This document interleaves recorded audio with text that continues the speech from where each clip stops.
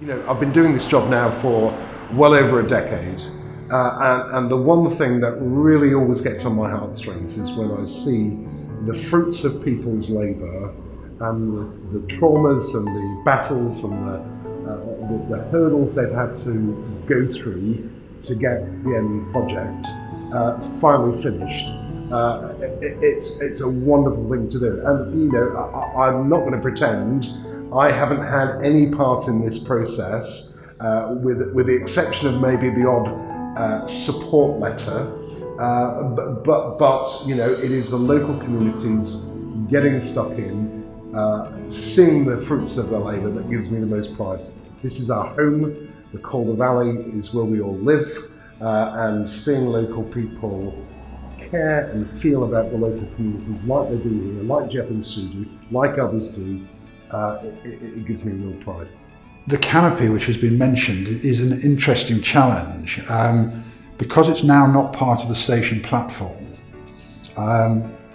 it wasn't just a case of opening out onto the platform and having access up there. So we've come up with a scheme where we can screen off and get access from the platform but not be part of it.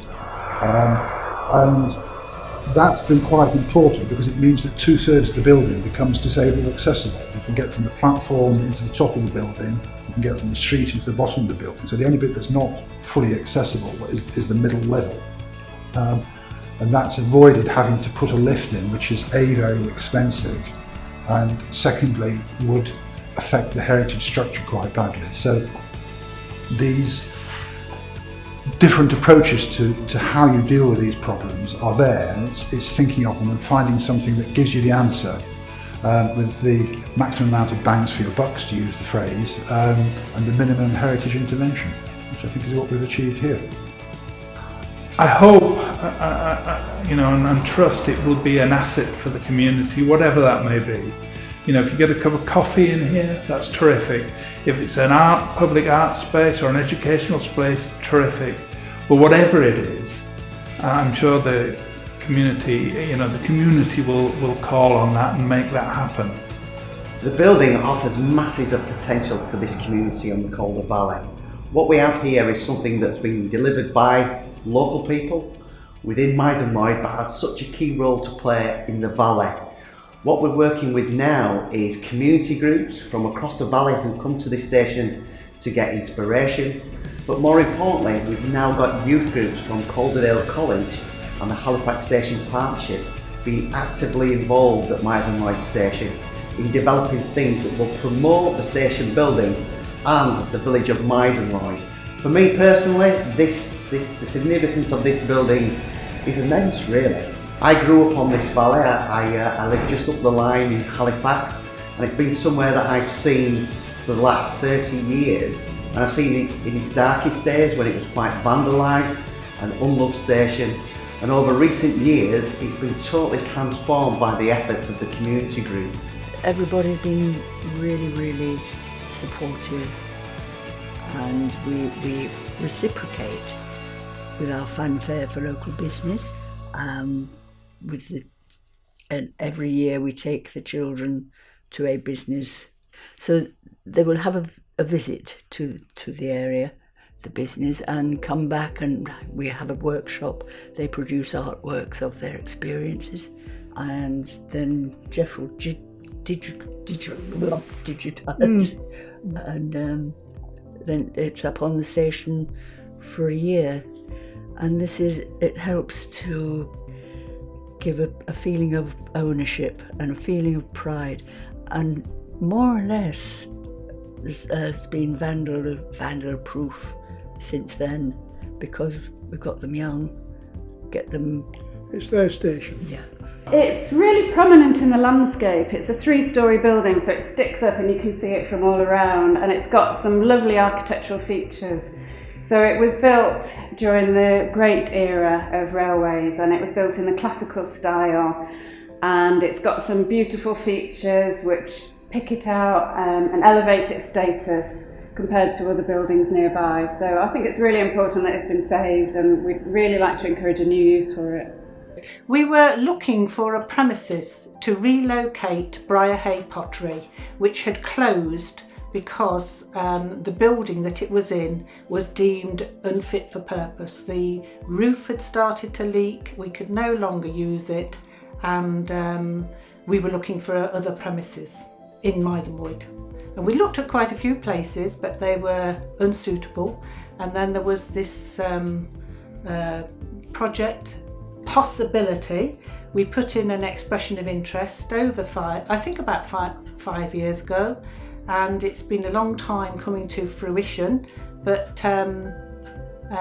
finally it's moving nearer towards the possibility of using space there. So the rooms we're hoping to use are on the top floor. They're absolutely beautiful, with lovely windows and long views across the valley, up to here really, from some of those windows. And we are hoping to equip it as a maker space. And this is a model that's used quite often in ceramics these days, where because you can only really do ceramics if you've got the facilities. The space is rented in a way, a bit like people pay a gym membership, and they can come and use those facilities they will have keys and they can use the facilities to suit their own lives.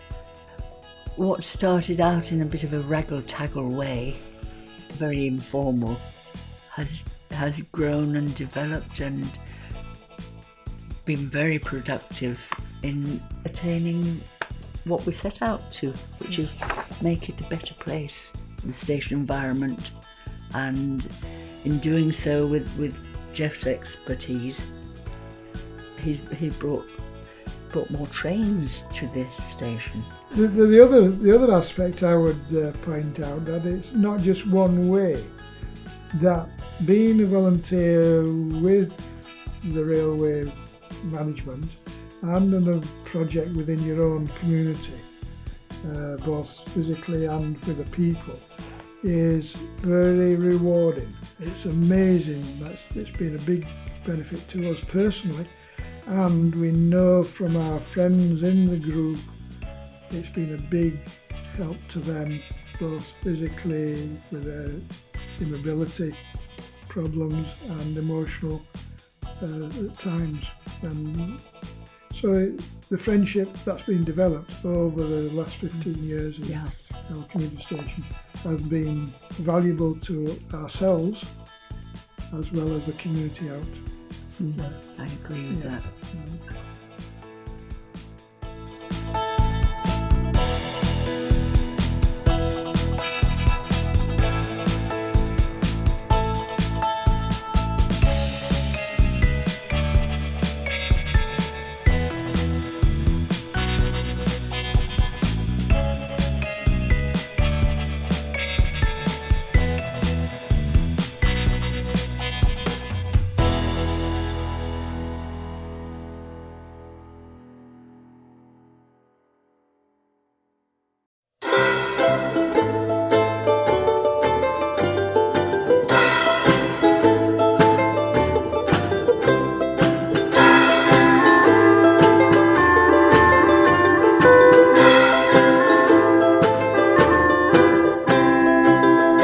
On the station in the Monday morning gloom, cold and drizzling on the platform, we're in the waiting room. Wind's rattling the window, there's a fire in the grate. The station clock it gently ticks, train's half an hour late. And there's just me and Betty Crabtree and Ernie Midgley's son, and umpteen thousand chickens waiting for the chicken run.